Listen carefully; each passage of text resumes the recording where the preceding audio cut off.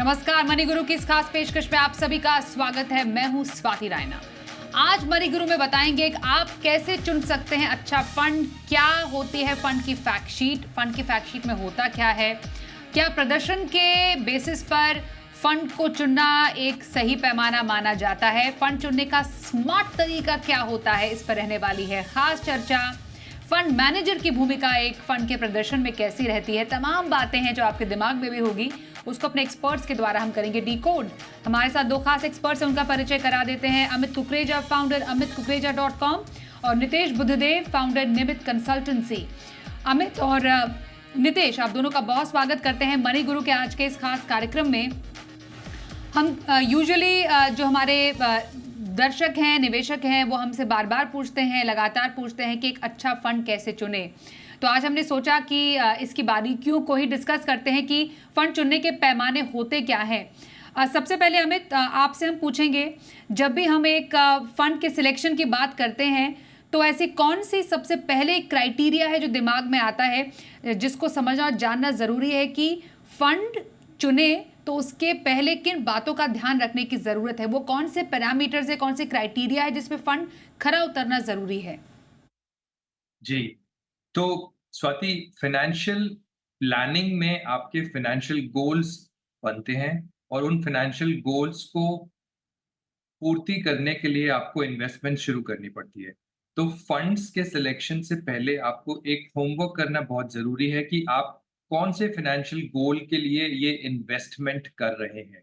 बहुत से लोग बहुत ही ट्रांज़ैक्शनली इन्वेस्टमेंट्स करते हैं, लेकिन मैं सजेस्ट करूँगा कि आप पहले अपने गोल को बहुत क्लियरली क्रिस्टलाइज़ करें, उसको बहुत क्लियरली लिखें और उस गोल तक पहुँचने के लिए आपको किस तरीके के इन्वेस्टमेंट्स की ज़रूरत है, और फिर आप फंड सिलेक्शन पे जाएँ। अगर आपका गोल बहुत ही शॉर्ट टर्म है, तो नेचुरली आप इक्विटी फंड में इन्वेस्ट नहीं कर सकते। फिर आपके लिए होते हैं फिक्स्ड इनकम कैटेगरी के फंड्स, जिनको हम डेट फंड्स बोलते हैं, जिसमें भी बहुत सारी कैटेगरीज होती हैं। और अगर आपके पास होराइजन अच्छा है, तो इक्विटी फंड्स आपके लिए अच्छे होते हैं। फिर आप अकॉर्डिंगली अपना नेचुरल रिस्क टॉलरेंस या रिस्क एपेटाइट को मेजर करके फिर उनमें इन्वेस्टमेंट्स करें। फिलहाल आपको फिक्स्ड इनकम और इक्विटी का सबसे पहले सिलेक्शन करना है।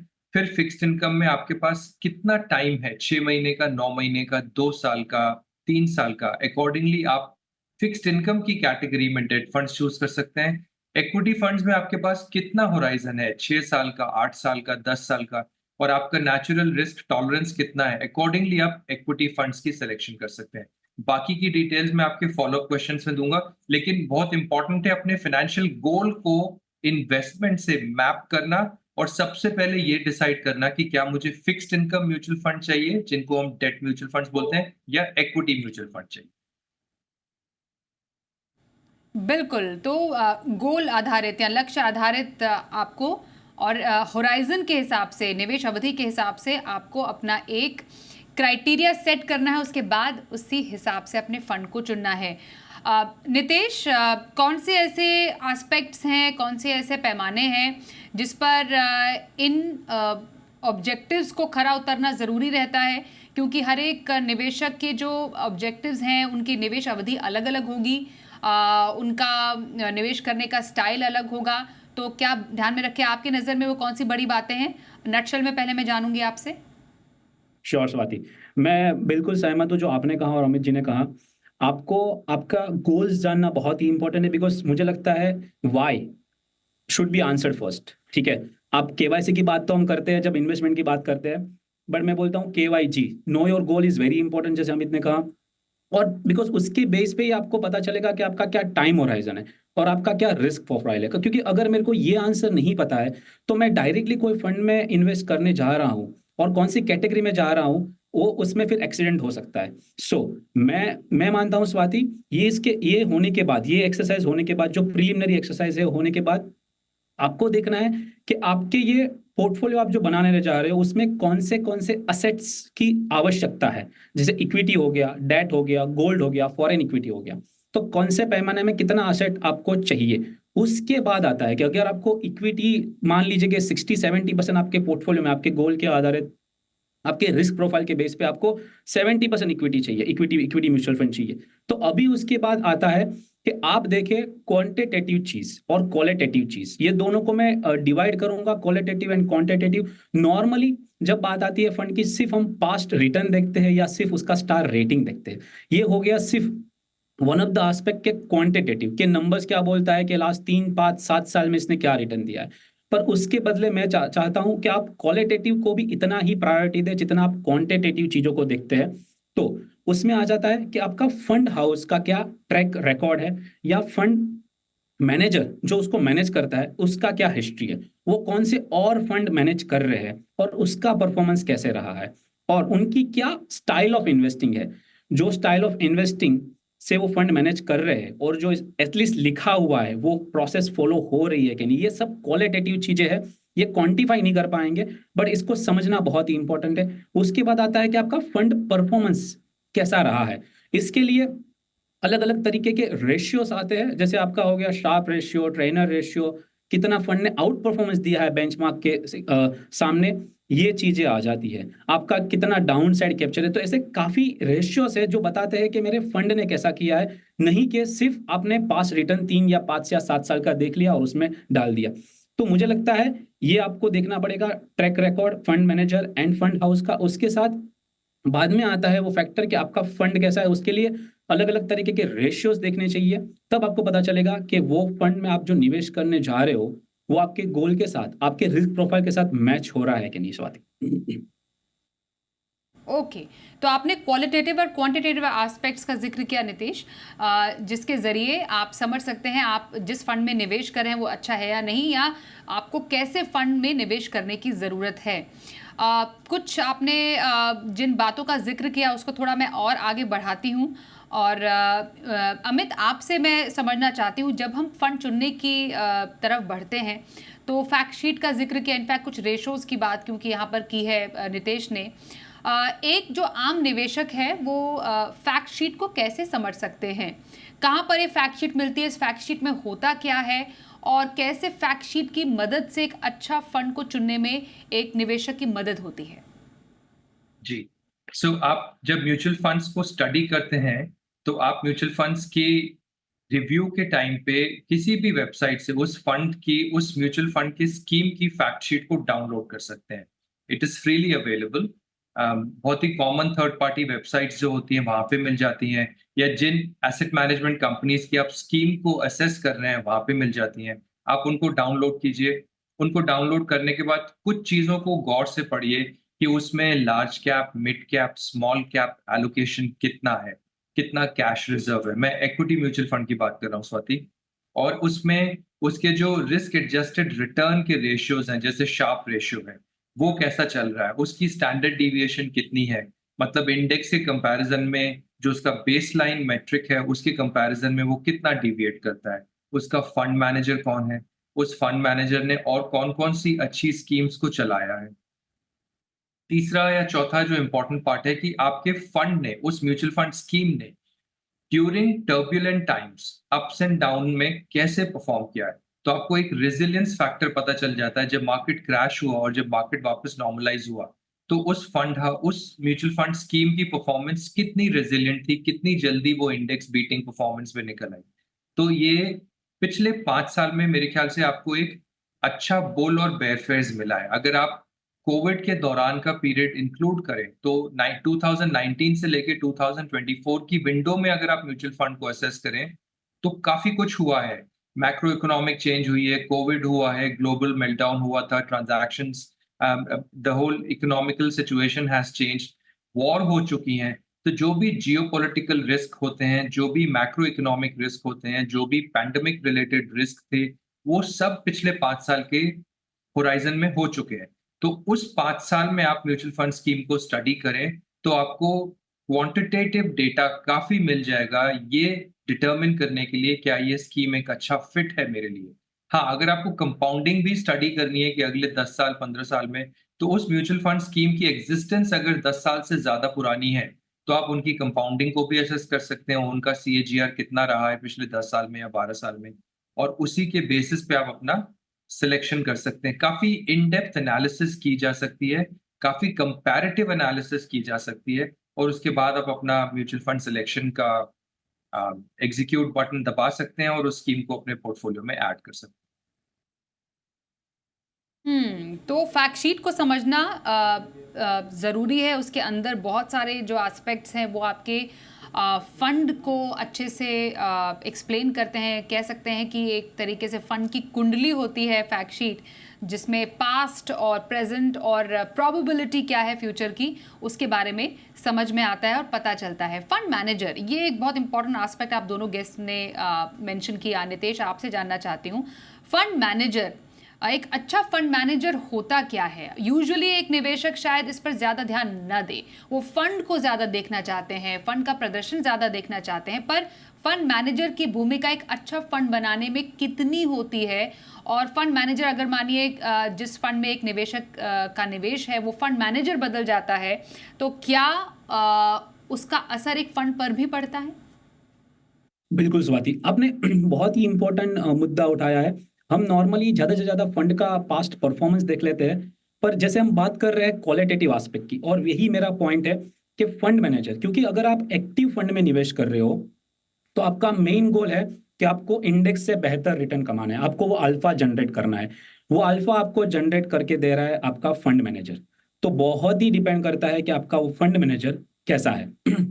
वो आपकी स्टाइल, मतलब आपको जो पोर्टफोलियो में निवेश करना है वो ग्रोथ फॉलो कर रहा है या वैल्यू फॉलो कर रहा है, राइट? अभी उसका क्वालिफिकेशन से लेके उसके पास परफॉर्मेंस, मतलब फंड मैनेजर के पास परफॉर्मेंस, अगर वो दूसरी कोई एएमसी में पहले काम करते थे तो उनका उधर भी स्टाइल ऑफ इन्वेस्टिंग क्या सेम था, और जब वो दूसरी एएमसी में काम कर रहे थे तब उसके फंड्स का तब का परफॉर्मेंस कैसा था, ये भी मुझे लगता है एक इन्वेस्टर को देखना चाहिए, तब आप समझ सकते हो। इसके अलावा ये आपके हो जाएंगे शायद quantitative data, okay, fund manager के बारे में क्वांटिटेटिव डेटा हो जाएंगे, बट इसके साथ क्वालिटेटिव डेटा, लाइक कि आप फंड मैनेजर के काफी न्यूज़पेपर में जैसे कि मीडिया चैनल में उनके इंटरव्यूज आते हैं, तो वो जो प्रिच करते हैं वही क्या फॉलो करते हैं कि नहीं, तो ये क्वालिटेटिव एस्पेक्ट हो गया। वो कौन सी मेथोडोलॉजी बोलते हैं कि वो कौन से क्वालिटी कंपनीज की बात करते हैं, वही उसके पोर्टफोलियो में नजर आ रही है कि नहीं, तो आपको शायद डिटेल में उसके इंटरव्यूज भी पढ़ने चाहिए। और इसका एक मुझे लगता है एक मेमो बना के रखना चाहिए कि आपका जो फंड मैनेजर है वो 3 साल पहले जो चीज की बात करता था आज वो सेम कंसिस्टेंटली वो फॉलो कर रहा है कि नहीं, और उसका अगर कोई चेंजेस आया है तो उसका रीजन क्या है। तो मुझे लगता है फंड मैनेजर बहुत ही इंपॉर्टेंट है, फंड मैनेजर को स्टडी करना अलोंग विद द फंड का परफॉर्मेंस कैसा है, बिकॉज इसके ऊपर काफी डिपेंड करता है। और जो आपने सेकंड क्वेश्चन इसके साथ जोड़ा था स्वाति, कि अगर मैं फंड में निवेश करता हूं और बहुत ही देखा गया है कि फंड मैनेजर कोई एक एएमसी से दूसरी एएमसी में चले जाते हैं, तो उसमें फिर आप क्या करें? तो आपको ये समझना होगा कि जो फंड का परफॉर्मेंस था ये सिर्फ फंड मैनेजर की वजह से था कि ओवरऑल जो उसने प्रोसेस सेट की है एएमसी में उसकी वजह से भी था, और उसके साथ ये भी रोल देखना पड़ेगा कि उसके साथ कोई दूसरा को फंड मैनेजर उसको मैनेज करता था कि नहीं, और अब कौन सा रोल वो कौन फंड मैनेजर को दिया गया है। तो ये सारी बातों को आपको देखना पड़ेगा, तभी आप उसमें, और एक बार फंड मैनेजर चेंज भी होता है फिर भी आप 6 महीने 12 महीने उसका परफॉर्मेंस देखिए, तो आपको ये भी समझ में आएगा कि सिर्फ फंड मैनेजर की वजह से था या प्रोसेस की वजह से भी वो फंड में रिटर्न था, और उससे क्या बदलाव आया है आपके फंड में, वो आपको कंटिन्यूसली मॉनिटर करना पड़ेगा। तो ऐसा नहीं है कि just because fund manager change हो गया तो आपको शायद आपका फंड चेंज करना पड़े।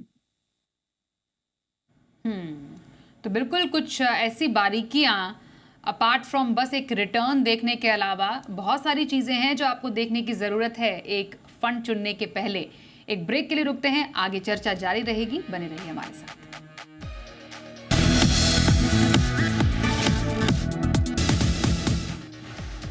एक अच्छा फंड कैसे चुने, इस पर चल रही है खास चर्चा। अमित कुकरेजा और नितेश बुद्धदेव हमारे साथ हैं, दो आज के एक्सपर्ट्स।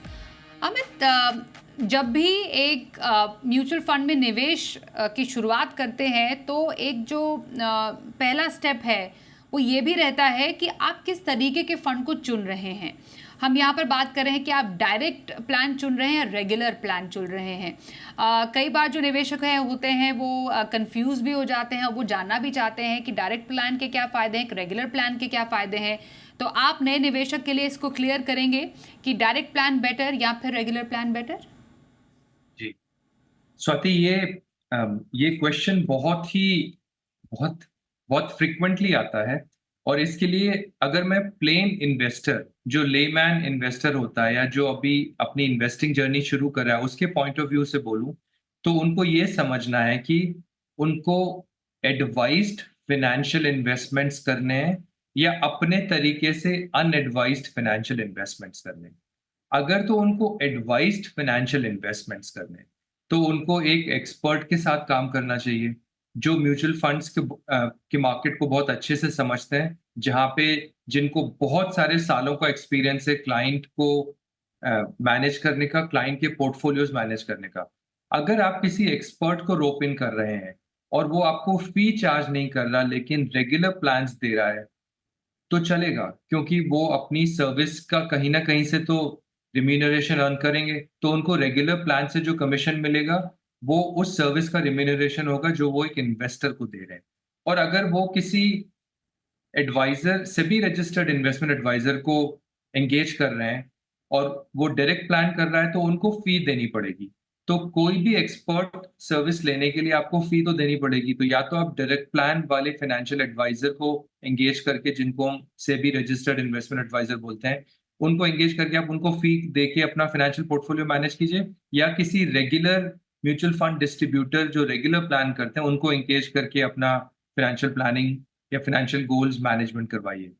डायरेक्ट और रेगुलर दोनों के अपने बेनिफिट्स हैं। रेगुलर ऑब्वियसली कॉस्ट ज़्यादा होती है तो रिटर्न कम होते हैं, डायरेक्ट में कॉस्ट कम होती है तो रिटर्न ज़्यादा होता है, और कंपाउंडिंग में डायरेक्ट और रेगुलर का जो रिटर्न का डिफरेंस होता है, उसका इम्पैक्ट भी बढ़ता जाता है आफ्टर 5 ईयर्स, 6 ईयर्स, 10 ईयर्स। तो इन्वेस्टर को ये समझना है कि उसको किसी एक एक्सपर्ट के साथ काम करना है कि नहीं करना है। लेकिन जो न्यू इन्वेस्टर्स होते हैं, वो अक्सर अपने तरीके से डायरेक्ट प्लान में इन्वेस्ट कर लेते हैं, लेकिन वो अपने अपने इन्वेस्टमेंट पर्सनैलिटी को बगैर समझे वो इन्वेस्टमेंट्स करते हैं। अपने रिस्क टॉलरेंस को, रिस्क प्रोफाइल को बगैर समझे वो इन्वेस्टमेंट करते हैं, जहाँ पे उनको नुकसान होने का रिस्क और प्रोबेबिलिटी बढ़ जाता है। तो direct plan is always better than regular, लेकिन आप किस एक्सपर्ट के साथ काम कर रहे हैं और उसका रिम्यूनरेशन मॉडल क्या है, उसके बेसिस पे आप डिसीजन ले सकते हैं। But no brainer direct plans are better, क्योंकि उसमें कंपाउंडिंग बेटर होती है, क्योंकि उनके रिटर्न्स रेगुलर प्लान से ज़्यादा होते हैं। बिल्कुल, तो समझने की ज़रूरत है कि डायरेक्ट प्लान आपके लिए सही है या रेगुलर प्लान आपके लिए सही है। इसमें एक और एस्पेक्ट है जिसको जानने की ज़रूरत है नितेश, वो है एक्टिव या फिर पैसिव फंड। और ये भी एक ऐसी बारीकी है जो कि एक निवेशक को मालूम होनी ज़रूरी है, तो कन्फ्यूजन ना हो किसी भी निवेशक को। तो एक्टिव या फिर पैसिव फंड, किस तरीके के फंड सही रहते हैं? वैसे दोनों के अपने अलग अलग एडवांटेजेस हैं, पर फिर भी एक नए निवेशक के लिए शुरुआत में एक्टिव फंड या पैसिव फंड क्या सही रहता है? बिल्कुल स्वाति, ये मुझे लगता है लॉन्ग डिबेट है, एक्टिव या पैसिव। मैं मानता हूं कि दोनों की जगह है एक पोर्टफोलियो में। एक्टिव फंड का मायने ये रखता है कि आपको बेंचमार्क के ऊपर रिटर्न मिलता है या मिल सकता है, वो प्रोबेबिलिटी है। इसलिए आप एक्टिव फंड में जाते हो कि आपको समझो निफ्टी या निफ्टी 100 आपका बेंचमार्क है और वो 10% रिटर्न देता है और आपका फंड 13% रिटर्न देता है, तो वो 3% का जो आउट परफॉर्मेंस मिल सकता है, उसके लिए आप एक्टिव फंड में जाते हो। दूसरा है पैसिव फंड, आपको बेंचमार्क से थोड़ा कम रिटर्न मिलेगा बिकॉज उसमें भी एक्सपेंस रेशियो होता है।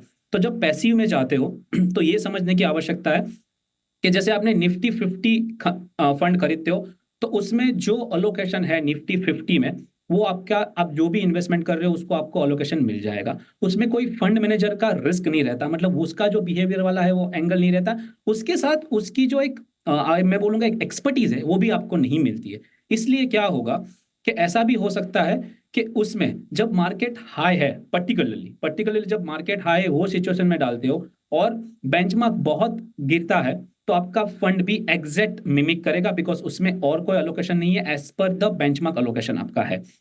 बट अगर आप एक्टिव फंड में इन्वेस्टेड हो तो उसमें शायद वो कैश भी होल्ड करेगा आपका फंड मैनेजर, और वो प्रपोर्शन में नहीं होल्ड करेगा जो बेंचमार्क में जो प्रपोर्शन में शेयर्स है। तो सिंपल है कि अगर आपको लग रहा है कि आपको ये एक्टिव फंड्स जो बीट कर पाएंगे पैसिव को, तो उसके लिए आपको वो जरूरत है एक्टिव फंड्स की।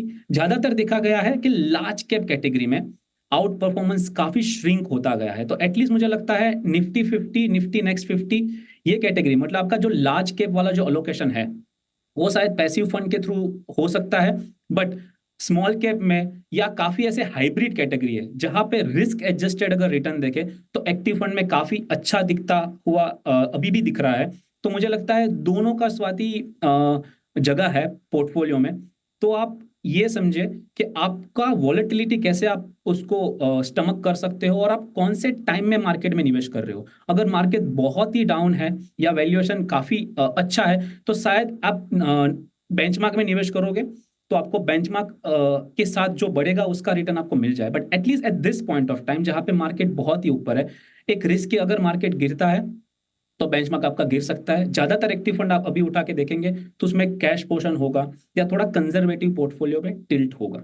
तो ये जानना आवश्यक है कि आप कौन से टाइम पे इन्वेस्ट कर रहे हो और आपके पोर्टफोलियो में कितना large cap, mid cap, small cap की आपको आवश्यकता है। तो स्पेसिफिकली लार्ज कैप में आप बिल्कुल से एक्टिव पैसिव फंड चूज कर सकते हो और बाकी कैटेगरी के लिए स्टिल मुझे लगता है एक्टिव फंड में अल्फा जनरेशन का स्कोप है। राइट। बिल्कुल। आखिरी सवाल अमित आपसे ये होगा, ये तो हमने समझ लिया कि किन बातों का ध्यान रखना चाहिए, क्या करें एक फंड चुनते समय, लेकिन क्या नहीं करें ये भी काफ़ी इंपॉर्टेंट है समझना। जब एक फंड आप चुनने जाते हैं पोर्टफोलियो में, आपको एक अच्छे फंड को इंक्लूड करना है, तो कुछ ऐसी गलतियां हैं जो नहीं करें तो बेटर है। जी, फंड्स एक्यूमुलेट मत कीजिए। बहुत सारे स्टार परफॉर्मिंग फंड्स मिलेंगे आपको। आजकल म्यूचुअल फंड्स में बहुत चॉइसेस हैं और क्योंकि ये ओपन एंडेड स्कीम्स हैं, क्योंकि फंड हाउसेस बहुत कॉम्पिटिटिव तरीके से अपने एयूएम को मैनेज कर रहे हैं, फंड परफॉर्मेंस बहुत अच्छी है पिछले 2-3 साल में। तो because of market reasons almost every scheme has delivered in equity category very good returns.